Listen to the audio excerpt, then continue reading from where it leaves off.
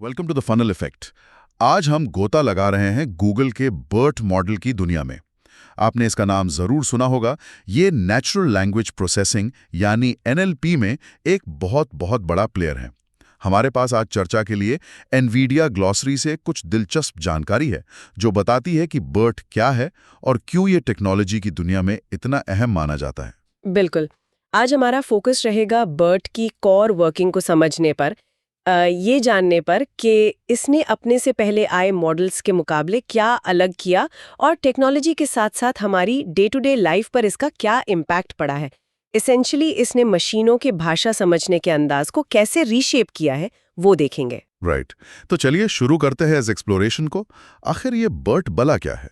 इसका पूरा नाम ही अपने आप में काफी टेक्निकल लगता है। By directional encoder representations from transformers. हाँ, नाम थोड़ा माउथफुल है पर हर हिस्सा इम्पॉर्टेंट है। इसे गूगल ने 2018 में डेवलप किया और फिर ओपन सोर्स कर दिया। मतलब रिसर्च कम्युनिटी और डेवलपर्स इसका फ्रीली इस्तेमाल कर सकते हैं, इसे बेहतर बना सकते हैं। और इसमें ये बाई डायरेक्शनल यानी द्विदिश शब्द काफी की लगता है, जैसा आपने शुरू में इशारा किया। मतलब ये सिर्फ लेफ्ट टू राइट नहीं पढ़ता। एग्जैक्टली यही इसका एक बड़ा ब्रेक थ्रू था। सोचिए, हम इंसान जब कोई वाक्य पढ़ते हैं तो हम सिर्फ शब्दों को क्रम में ही नहीं पढ़ते, बल्कि पूरे वाक्य का कॉन्टेक्स्ट समझने के लिए आगे पीछे के शब्दों पर भी ध्यान देते हैं। बर्ट भी कुछ ऐसा ही करता है। ये टेक्स्ट को लेफ्ट टू राइट और राइट टू लेफ्ट दोनों दिशाओं में एक साथ प्रोसेस करता है। इससे शब्दों के असल मतलब की उनके सराउंडिंग वर्ड्स के रिलेशन में एक कहीं ज्यादा गहरी न्यूआंस्ड अंडरस्टैंडिंग डेवलप होती है। तो ये सिर्फ सरफेस लेवल मीनिंग नहीं, बल्कि कॉन्टेक्स्ट को पकड़ता है। प्रिसाइसली, गूगल ने इसे पहला डीपली बाइडायरेक्शनल अनसुपरवाइज्ड लैंग्वेज रिप्रेजेंटेशन कहा था। और अनसुपरवाइज्ड का मतलब है कि इसे प्री ट्रेन करने के लिए यानी शुरुआती ट्रेनिंग के लिए ह्यूमन लेबल्ड डेटा की जरूरत नहीं पड़ी। इसे बस प्लेन टेक्स्ट, ढेर सारा टेक्स्ट पढ़ाकर ट्रेन किया गया। चलिए अब थोड़ा और गहरे जाएं। इसे बाकियों से अलग क्या बनाता है? आपने ट्रांसफॉर्मर्स का जिक्र किया इसके नाम में। ये क्या है? ट्रांसफॉर्मर्स, हाँ, ये एनएलपी में गेम चेंजर रहे हैं। देखिए, पुराने मॉडल्स जैसे आरएनएस यानी रिकरेंट न्यूरल नेटवर्क्स, वो टेक्स्ट को सिक्वेंशियली प्रोसेस करते थे। मतलब एक शब्द के बाद दूसरा, फिर तीसरा। जैसे हम मोतियों की माला पिरोते हैं। हाँ बिल्कुल। इसमें एक लिमिटेशन थी। लंबे वाक्यों में शुरू के शब्दों का कॉन्टेक्स्ट आखिर तक पहुंचते पहुंचते धुंधला पड़ जाता था। हाँ, ये लॉन्ग रेंज डिपेंडेंसी प्रॉब्लम कहलाती थी, राइट? एग्जैक्टली। ट्रांसफॉर्मर्स इस प्रॉब्लम को एड्रेस करते हैं। ये पूरे टेक्स्ट सीक्वेंस को एक साथ पैरेलल में प्रोसेस करते हैं और ये अटेंशन मैकेनिज्म्स नाम की टेक्निक का इस्तेमाल करते हैं। इसे आप एक स्पॉटलाइट की तरह समझ सकती हैं। अच्छा, स्पॉटलाइट। हाँ, मतलब जब मॉडल किसी एक शब्द को प्रोसेस कर रहा होता है तो ये अटेंशन मैकेनिज्म वाक्य के उन दूसरे शब्दों पर ज्यादा फोकस डालता है जो उस पर्टिकुलर शब्द का मीनिंग समझने के लिए सबसे ज्यादा रेलेवेंट है, चाहे वो शब्द वाक्य में कहीं भी हो, पास या दूर। अच्छा, तो ये तय करता है कि कौन से शब्द एक दूसरे के लिए ज्यादा इंपॉर्टेंट है कॉन्टेक्स्ट समझने के लिए। बिल्कुल। इससे मॉडल ये सीखता है कि हर शब्द का मतलब वाक्य के बाकी सभी शब्दों से कैसे जुड़ा है। फिर इस पूरी कंटेक्सचुअल इन्फॉर्मेशन को एक रिच वेक्टर, समझ लीजिए एक डिटेल डिजिटल फिंगरप्रिंट में एनकोड कर देता है। ये फिंगरप्रिंट उस शब्द के स्पेसिफिक मीनिंग को उस पर्टिकुलर सेंटेंस में कैप्चर करता है। तो ये पहले के वर्ड एम्बेडिंग टेक्निक्स जैसे ग्लोव या वर्ड टू वे से काफी एडवांस्ड हुआ। मुझे याद है वो काफी पॉपुलर थे एक जमाने में। Oh definitely. GloVe Word2Vec एक रेवोल्यूशनरी थे अपने टाइम में, लेकिन वो कॉन्टेक्स्ट फ्री थे।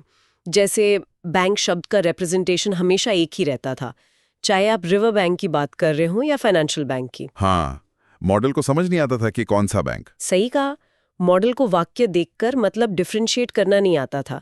ये एम्बिग्यूटी एक इशू थी। हाँ, फिर एलएमओ जैसे मॉडल्स आए जिन्होंने कंटेक्सचुअलाइज्ड रिप्रेजेंटेशंस इंट्रोड्यूस किए। मतलब शब्द का एम्बेडिंग वाक्य के अनुसार बदलता था। ये एक बड़ा स्टेप था। लेकिन एलएमओ लेफ्ट टू राइट और राइट टू लेफ्ट प्रोसेसिंग को अलग अलग करता था और फिर उनके रिजल्ट्स को कंबाइन करता था। बर्ट ने इसे नेक्स्ट लेवल पर ले जाकर दोनों डायरेक्शंस को एक साथ डीपली इंटीग्रेट करके एक यूनिफाइड और ज़्यादा कॉम्प्रिहेंसिव अंडरस्टैंडिंग अचीव की। और मैंने सुना है ये ट्रांसफर लर्निंग के लिए बहुत पावरफुल है। इसका मतलब क्या है प्रैक्टिकल टर्म्स में? हाँ, ट्रांसफर लर्निंग एआई में एक बहुत पावरफुल कॉन्सेप्ट है। इसका आइडिया ये है कि एक टास्क के लिए सीखी गई नॉलेज को किसी दूसरे रिलेटेड टास्क पर अप्लाई किया जा सके।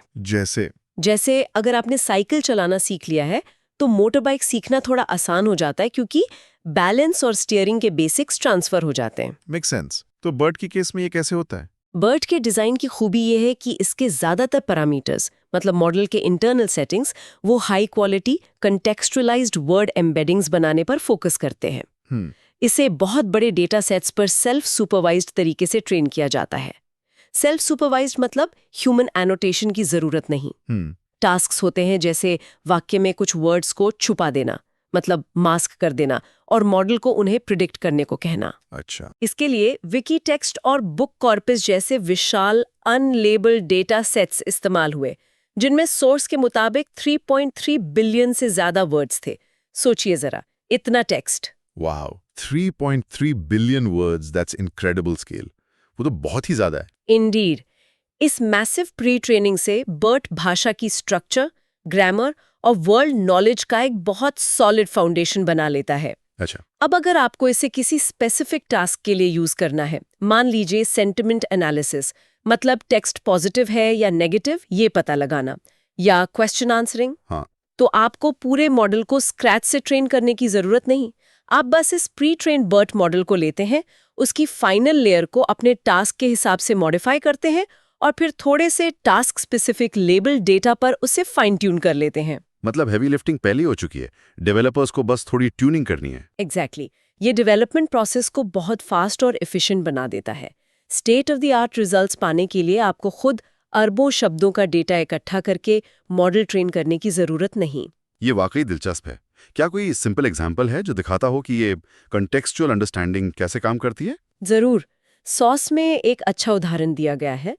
मान लीजिए ये वाक्य है, Bob needs some medicine from the pharmacy, his stomach is upset, so can you grab him some antacids. BERT जैसे मॉडर्न मॉडल्स ये समझने में कहीं बेहतर है कि बॉब, हिज और हिम ये तीनों एक ही व्यक्ति यानी बॉब को रेफर कर रहे हैं। इसे को रेफरेंस रेजोल्यूशन कहते हैं। और पुराने मॉडल्स इसमें स्ट्रगल करते? हाँ बिल्कुल। पुराने मॉडल्स शायद एक क्वेरी जैसे how to fill Bob's prescriptions में ये कनेक्शन आसानी से ना बना पाते क्योंकि बॉब का जिक्र दूसरे वाक्य में डायरेक्टली नहीं है, सिर्फ प्रोनाउन हिज, हिम है। बर्ट की बाई डायरेक्शनल नेचर और अटेंशन मैकेनिज्म उसे इन रिलेशनशिप्स को समझने में मदद करते हैं। इससे सर्च रिजल्ट्स ज़्यादा रेलेवेंट होते हैं, चैटबॉट्स ज़्यादा नेचुरल लगते हैं और ओवरऑल लैंग्वेज अंडरस्टैंडिंग इंप्रूव होती है। लेकिन ये बाई डायरेक्शनल ट्रेनिंग सुनने में थोड़ी काउंटर इंट्यूटिव लगती है। अगर आप किसी शब्द को प्रिडिक्ट करने के लिए उसके बाद वाले शब्दों को भी देख रहे हैं तो क्या आप इनडायरेक्टली आंसर नहीं देख रहे? ये चीटिंग जैसा नहीं हुआ? ये एक बहुत वैलिड पॉइंट है और डेवलपर्स के लिए एक चैलेंज था। इसे डेटा लीकेज या टारगेट लीकिंग कहते हैं। अगर आप स्टैंडर्ड लैंग्वेज मॉडलिंग मतलब अगला शब्द प्रिडिक्ट करना बाई डायरेक्शनल तरीके से करेंगे तो मॉडल आसानी से चीट कर लेगा। बर्ट के क्रिएटर्स ने इसका हल निकाला मास्क्ड लैंग्वेज मॉडल यानी MLM टेक्निक से। मास्क्ड लैंग्वेज मॉडल, ये क्या है? थोड़ा समझाएंगे? हाँ, तो बेसिकली उन्होंने इनपुट टेक्स्ट में से रैंडमली कुछ परसेंटेज जैसे 15% वर्ड्स को सिलेक्ट किया और उन्हें एक स्पेशल मास्क्ड टोकन से रिप्लेस कर दिया। अब मॉडल का टास्क था सिर्फ इन मास्क्ड वर्ड्स को उनके कॉन्टेक्स्ट मतलब दोनों तरफ के अनमास्क्ड वर्ड्स के आधार पर प्रिडिक्ट करना। इस तरह मॉडल को बाई डायरेक्शनल कॉन्टेक्स्ट यूज करना पड़ा लेकिन वो टारगेट वर्ड को डायरेक्टली नहीं देख पाया। उन्होंने इसमें एक और ट्विस्ट डाला, मास्क वर्ड्स में से कुछ को रैंडमली किसी और वर्ड से रिप्लेस कर दिया और कुछ को ओरिजिनली रहने दिया ताकि मॉडल सिर्फ मास्क पर डिपेंड ना रहे बल्कि हर इनपुट वर्ड के रिप्रेजेंटेशन को क्रॉस चेक करना सीखे। क्लेवर, बहुत क्लेवर। और एक और ट्रेनिंग टेक्निक थी शायद, नेक्स्ट सेंटेंस प्रेडिक्शन, NSP। हाँ, NSP। इसका गोल था मॉडल को दो वाक्यों के बीच रिलेशनशिप समझाना। ट्रेनिंग के दौरान मॉडल को दो वाक्य A और B दिए जाते थे। 50% टाइम वाक्य बी असल में वाक्य ए के बाद आता था कॉपस में, बाकी 50% टाइम वाक्य बी कॉपस से उठाया गया एक रैंडम वाक्य होता था। मॉडल को प्रिडिक्ट करना होता था कि बी ए का एक्चुअल नेक्स्ट सेंटेंस है, इज नेक्स्ट या नहीं, नॉट नेक्स्ट। इससे मॉडल को कोहेरेंस और डिस्कोर्स अंडरस्टैंडिंग जैसे एस्पेक्ट सीखने में मदद मिली, जो क्वेश्चन आंसरिंग और समराइजेशन जैसे टास्क्स के लिए इंपॉर्टेंट है। ओके, तो ये टेक्निकल डिटेल्स काफी फैसिनेटिंग है। अब आते हैं बिगर पिक्चर पर। बर्ड इतना मैटर क्यों करता है? इसका रियल वर्ल्ड इम्पैक्ट क्या है? देखिए, नेचुरल लैंग्वेज प्रोसेसिंग NLP आज AI रिसर्च का एक सेंट्रल पिलर बन चुका है। आप जहां भी देखें, गूगल सर्च, आपके फोन का digital assistant, customer service chatbots, real time translation apps, हाँ, नेविगेशन सिस्टम्स में भी। बिल्कुल, आपकी कार का नेविगेशन सिस्टम, हर जगह NLP काम कर रहा है। बर्ड को अक्सर NLP में एक वाटरशेड मोमेंट माना जाता है। वाटरशेड मोमेंट क्यों? मतलब इतना बड़ा बदलाव? हाँ, क्योंकि ये पहला ऐसा सिंगल प्री ट्रेन मॉडल था जिसने 11 से ज्यादा अलग अलग NLP टास्क्स पर state of the art results achieve किए, वो भी minimal task specific architecture changes के साथ। इसने दिखाया कि एक बड़े डेटा सेट पर ट्रेन किया गया एक powerful general purpose language representation model बहुत वर्सेटाइल हो सकता है। इसने NLP रिसर्च की डायरेक्शन बदल दी और ट्रांसफर लर्निंग को मेन स्ट्रीम बना दिया। तो इसके मेन एप्लीकेशंस क्या हैं? कहाँ-कहाँ हम इसका असर देख रहे हैं? जैसा मैंने कहा, इसे फाइन ट्यून करके कई टास्क्स के लिए यूज किया जा सकता है। कुछ की एरियाज है, सर्च इंजन्स, क्वेरीज को बेहतर समझना, खासकर कॉन्वर्जेशनल या पोअरली फ्रेज्ड क्वेरीज को, क्वेश्चन आंसरिंग, टेक्स्ट पैसेज पढ़कर सवालों के सटीक जवाब ढूंढना, sentiment analysis, product review, social media comments में ओपिनियंस को समझना, पॉजिटिव, नेगेटिव, वो सब। हाँ, टेक्स्ट क्लासिफिकेशन, ईमेल्स को स्पैम नॉट स्पैम में कैटेगराइज करना, न्यूज़ आर्टिकल्स को टॉपिक्स में क्लासिफाई करना, मशीन ट्रांसलेशन, भाषा अनुवाद की क्वालिटी सुधारना, और समराइजेशन भी, लंबे डॉक्यूमेंट्स की शॉर्ट समरी जनरेट करना। चलिए, सर्च की बात करते हैं। गूगल सर्च तो पहले से ही बहुत स्मार्ट लगता था, बर्ड ने उसे और कैसे बेहतर बनाया? आप सही कह रहे हैं, सर्च इंजन्स काफ़ी इवॉल्व हुए हैं, लेकिन सोचिए उन सिचुएशंस के बारे में जहां क्वेरी थोड़ी एम्बिगुअस हो या यूज़र अपनी बात ठीक से एक्सप्रेस ना कर पाए, शायद ग्रामर की वजह से या लैंग्वेज बैरियर की वजह से। पहले के सिस्टम्स कीवर्ड्स पर ज़्यादा फोकस करते थे, बट प्रपोजिशंस जैसे टू, फॉर, वर्ड ऑर्डर और नुआंसेस को बेहतर समझता है, जिससे क्वेरी का इंटेंट ज़्यादा एक्यूरेटली कैप्चर होता है। अच्छा, मतलब सिर्फ शब्द नहीं, मतलब समझता है। बिल्कुल। सोर्स के अनुसार इससे यूजर को अपनी सर्च क्वेरी को बार बार रीफ्रेस करने की जरूरत कम पड़ती है। ये न सिर्फ यूजर का टाइम बचाता है, बल्कि सर्वर साइड पर रिसोर्सेज भी सेव करता है, बैंडविड्थ, कंप्यूटेशन। बिजनेसेस के लिए इसका मतलब है यूजर बिहेवियर की बेहतर अंडरस्टैंडिंग और पोटेंशियली ज्यादा effective targeted advertising. Data analytics में भी non technical users natural language में सवाल पूछकर ज्यादा मीनिंगफुल इनसाइट्स निकाल सकते हैं। That make sense. और एक्सेसिबल नेविगेशन में इसका रोल, ये एस्पेक्ट बहुत इंपॉर्टेंट लगता है। यूएस में रफली 1 in 8 पीपल किसी न किसी डिसेबिलिटी के साथ जीते हैं। ग्लोबली ये नंबर बहुत बड़ा है। कई लोग फिजिकल नेविगेशन जैसे स्पीच कंट्रोल व्हीलचेयर्स या डिजिटल नेविगेशन जैसे वेबसाइट्स एक्सेस करना, स्मार्ट होम डिवाइसेस ऑपरेट करना, इन सब के लिए वॉइस कमांड्स पर डिपेंड करते हैं। उनके लिए रिलायबल NLP सिर्फ कन्वीनियंस नहीं, बल्कि नेसेसिटी है, क्वालिटी ऑफ लाइफ का सवाल है। तो बर्ड जैसी टेक्नोलॉजीज यहाँ कैसे हेल्प करती हैं? स्पोकन कमांड्स को एक्यूरेटली समझकर, अगर सिस्टम यूजर की बात को ठीक से समझ नहीं पाता तो रिस्पॉन्स गलत हो सकता है, फ्रस्ट्रेशन हो सकती है, या वर्स्ट केस में सेफ्टी रिस्क भी हो सकता है। हाँ, जैसे इमरजेंसी सिचुएशन में। बिल्कुल। बर्ड जैसे मॉडल्स जो लैंग्वेज की सटलिटीज को बेहतर समझते हैं, वो रिस्पॉन्स क्वालिटी और रिलायबिलिटी को इम्प्रूव कर सकते हैं, जिससे टेक्नोलॉजी ज्यादा इंक्लूसिव और एम्पावरिंग बनती है। ये वाकई इम्पैक्टफुल है। अब अगर हम अलग-अलग प्रोफेशनल ग्रुप्स की बात करें, तो मशीन लर्निंग रिसर्चर्स के लिए बर्ड का क्या मतलब है?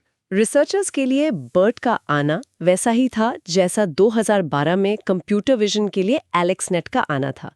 एलेक्सनेट ने दिखाया कि डीप लर्निंग इमेज रिकग्निशन में क्या कर सकती है, और बर्ड ने लैंग्वेज अंडरस्टैंडिंग के लिए वही किया। इसने एक स्टैंडर्ड बेंचमार्क सेट कर दिया। सबसे बड़ी बात ट्रांसफर लर्निंग की एक्सेसिबिलिटी थी। अब रिसर्चर्स को हर नए लैंग्वेज टास्क के लिए मॉडल स्क्रैच से डिजाइन और ट्रेन करने की जरूरत नहीं थी।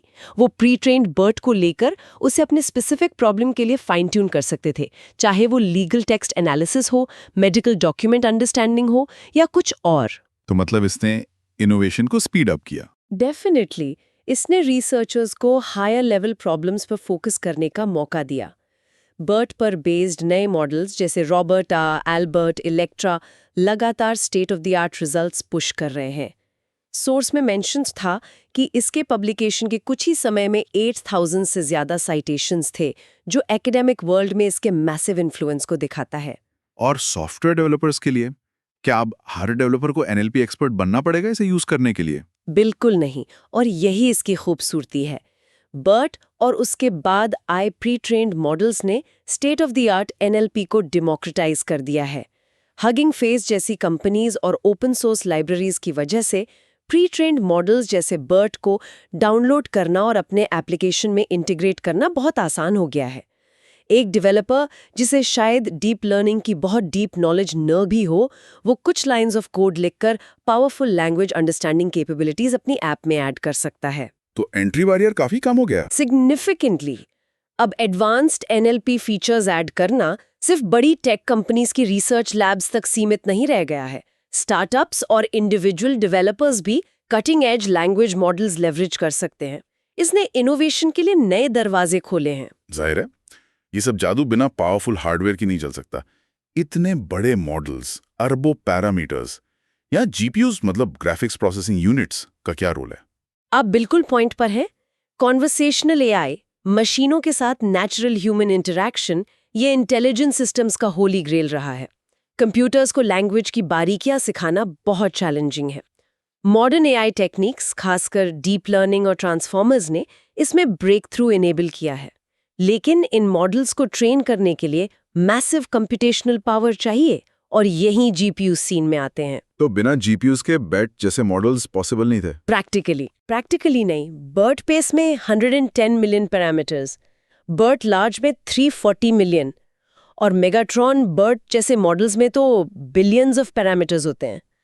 इतने बड़े न्यूरल नेटवर्क्स को ट्रेन करने में, उन्हें अरबों वर्ड्स का डेटा फीड करने में ट्रेडिशनल CPUs पर सालों लग जाते हैं। GPUs जो हजारों कैलकुलेशंस पैरेलल में कर सकते हैं, इस प्रोसेस को ड्रामेटिकली स्पीड अप करते हैं, सालों से घटाकर दिनों या घंटों में ले आते हैं। वाह!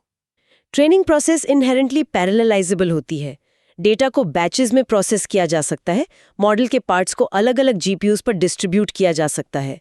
NVIDIA जैसी कंपनीज ने सिर्फ पावरफुल हार्डवेयर ही नहीं, बल्कि पूरा इकोसिस्टम बनाया है। सॉफ्टवेयर लाइब्रेरीज जैसे CUDA, Qdinium, optimised frameworks, multi GPU communication tools, जो इस लार्ज स्केल ट्रेनिंग को फीजिबल और एफिशिएंट बनाते हैं। क्या कोई कॉन्क्रीट कंपैरिजन है जो GPU एक्सेलरेशन का इम्पैक्ट दिखाता हो? हाँ, सोर्स में MLPerf ट्रेनिंग बेंचमार्क V0.7 का जिक्र है, जो AI ट्रेनिंग परफॉर्मेंस मेजर करने का एक इंडस्ट्री स्टैंडर्ड है। उस बेंचमार्क पर NVIDIA का DGX सुपरपॉड सिस्टम, जो उनके A100 GPUs का एक बड़ा क्लस्टर है, उसने BERT ट्रेनिंग को रिकॉर्ड 0.81 मिनट्स में कंप्लीट किया। 0.81 minutes, less than a minute. That's insane. ये तो अविश्वसनीय है। एग्जैक्टली। तुलना के लिए उसी टेस्ट पर गूगल के TPU V3, जो AI के लिए स्पेशलाइज्ड हार्डवेयर है, उन्हें 56 मिनट से ज्यादा लगे। ये दिखाता है कि मॉडर्न GPUs और एसोसिएटेड सॉफ्टवेयर स्टैक इस तरह के large scale language model training के लिए कितने ऑप्टिमाइज्ड और पावरफुल हो चुके हैं। तो अगर हम सब कुछ रैप अप करें, BERT ने मशीनों के लैंग्वेज समझने के तरीके को फंडामेंटली बदल दिया है, thanks to its bidirectional approach and the power of transformers. इसने कॉन्टेक्स्ट को पहले से कहीं बेहतर तरीके से कैप्चर किया। इसका असर search, accessibility, research, software development कई एरियाज में दिख रहा है, और ये सब मुमकिन हुआ है GPUs द्वारा प्रोवाइड की गई फिनोमिनल कंप्यूटिंग पावर की वजह से। बिल्कुल सही समरी है, और ये हमें एक फैसिनेटिंग क्वेश्चन पर लाके खड़ा करता है। जैसे जैसे ये AI मॉडल्स ह्यूमन लैंग्वेज को मिमिक करने में, उसके पैटर्न्स को समझने में बेहतर होते जा रहे हैं, क्या वो सच में समझ रहे हैं? क्या वो कभी लैंग्वेज की असली डेप्थ, उसकी क्रिएटिविटी, उसकी आयरनी, उसकी एम्बिग्विटी, उसके कल्चरल कॉन्टेक्स्ट को पूरी तरह ग्रास्प कर पाएंगे? या ये सब बस एक बहुत सोफिस्टिकेटेड पैटर्न मैचिंग एक्सरसाइज है? ये गहरा सवाल है। क्या एआई ट्रूली अंडरस्टैंड कर सकता है या सिर्फ सिम्युलेट? इस पर सोचने के लिए बहुत कुछ है। Thank you for watching the funnel effect.